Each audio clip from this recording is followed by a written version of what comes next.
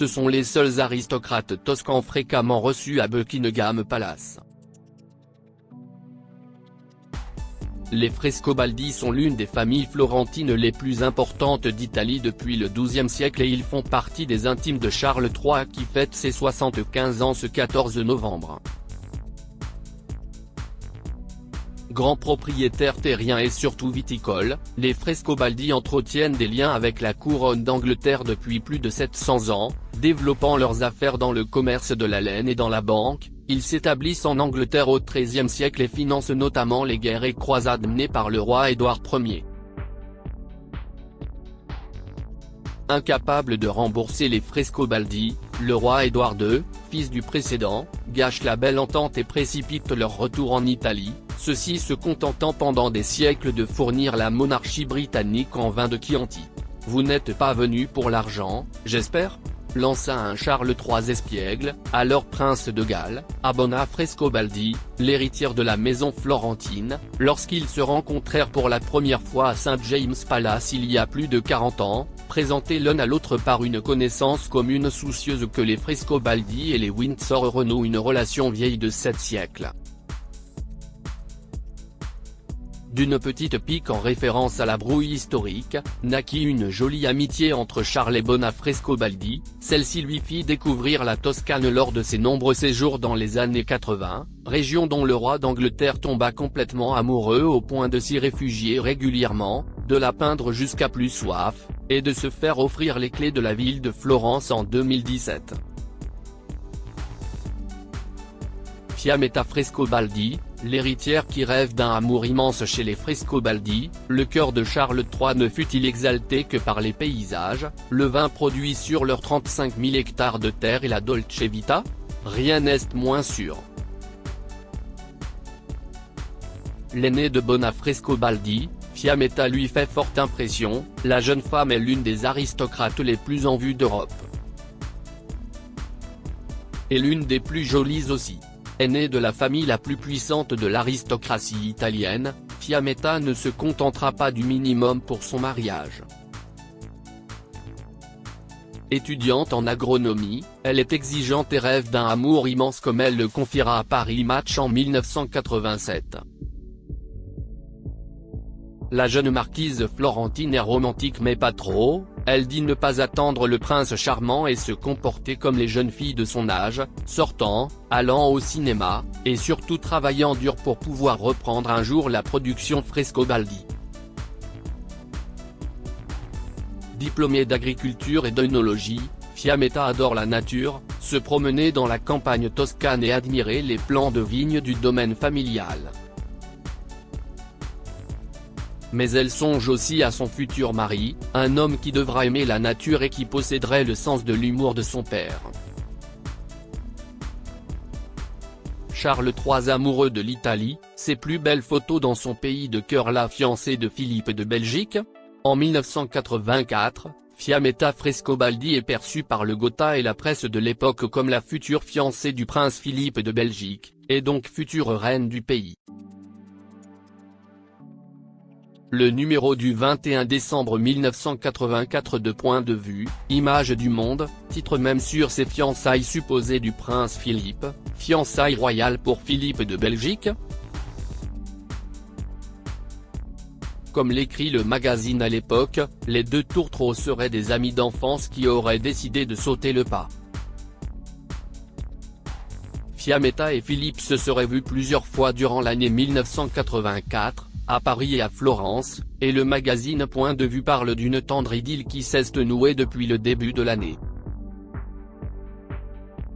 Selon nos confrères, ils ont visité les musées, se sont promenés sur les bords de l'Arno et ont passé des week-ends champêtres dans l'une ou l'autre des 8 propriétés familiales qui entourent Florence.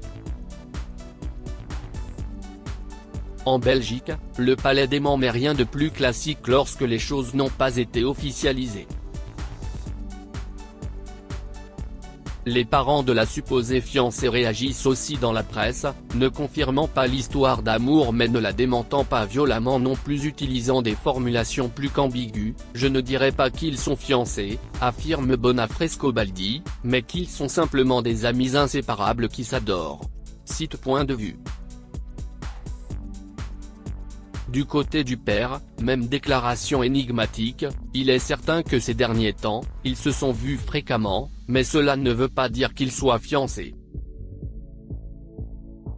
En effet, ces rumeurs arrangent bien les Frescobaldi qui espèrent une famille royale pour leur Fiammetta et qui voient en la possible union de leur aîné avec le prince de Belgique, un écho au mariage de Paola, princesse italienne, et d'Albert II, roi des Belges et père de Philippe.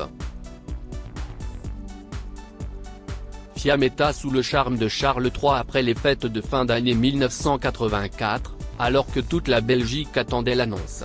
Bouche cousue. La marquise cesse-t-elle lassée du prince de Belgique, ou bien l'inverse? Leur amour ne devait pas être assez immense. Étrange hasard, le prince de Galles et sa femme Diana, dont le mariage commence à péricliter, s'il n'a jamais été heureux, entament une tournée en Italie en avril 1985. Quoi de plus naturel pour Charles que de séjourner chez son ami Bona Frescobaldi, si hospitalière.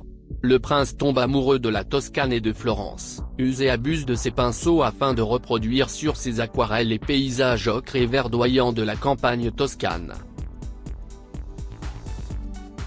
Jamais loin des invités prestigieux de ses parents, Fiammetta, 26 ans, célibataire à nouveau, semble avoir trouvé en Charles, passionné comme elle par la nature, une oreille attentive et un homme aussi passionné qu'elle par la terre et l'agriculture. Fiammetta, la rivale de Lady Di le prince de Galles retournera à plusieurs reprises en Toscane, officiellement ou non, et surtout parfois sans Diana, comme en 1987. Il séjourne alors à nouveau chez les Frescobaldi mais cette fois, la presse s'emballe. News of the World titre sur la liaison probable entre Charles et Fiammetta, ceux-ci ayant été vus ensemble à plusieurs reprises aux alentours de Florence. Même Paris Match consacre sa couverture à l'affaire le 5 juin 1987, Fiammetta Frescobaldi y figure en une, sous le titre La rivale de Lady Di et accorde une interview au magazine. Comme le relève Paris Match, en 1987, Charles et Diana voyagent séparément la plupart du temps. Personne ne sait s'il a déjà entamé une liaison avec Camilla Parker Bowles, son amour de jeunesse, mais la presse ne s'y intéresse pas encore. Si est-il l'affaire italienne qui intéresse tout le monde? Afin d'en savoir plus, Paris Match interroge l'héritière qui n'en dira pas plus mais couvrira le prince de Galles d'éloges. Il a beaucoup de charme et un grand sens de l'humour. Quand il se sent en confiance, il est très détendu mais il sait aussi être très réservé. Ce qui frappe chez lui, c'est à la fois la noblesse de caractère et cette faculté d'être gentil et attentionné sans donner l'impression qu'il se force à l'être.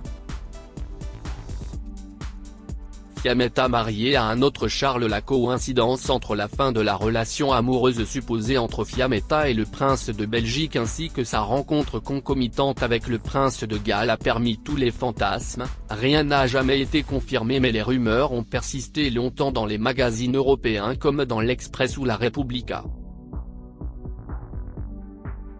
Les Frescobaldi et les Windsor ont conservé d'étroits liens. La veille du couronnement du roi Charles III, la mère de Fiammetta à qui le nouveau monarque a offert une aquarelle pour ses 80 ans, a déclaré « Si est un homme bienveillant, sensible et cultivé, qui se trouve être la bonne personne pour régner aujourd'hui ». Un an après les rumeurs de liaison, Fiammetta Frescobaldi a finalement trouvé son prince charmant après avoir essuyé de supposés échecs avec les deux précédents. La marquise a épousé le 26 novembre 1988 le prince Charles-Louis d'Arenberg, fils de la princesse Sophie de Bavière. L'héritière italienne a donc épousé un Charles qui vit en Belgique. Un bon mélange finalement, pour celle qui aurait pu devenir reine de Belgique ou reine d'Angleterre. Le roi Charles III, lui, a conservé une belle amitié avec la mère de Fiammetta et reçoit tous les ans sa cargaison d'huile d'olive en provenance du domaine Frescobaldi, cadeau de la famille. Chacun y a donc trouvé son compte. Crédit Photo, Alpha Agency.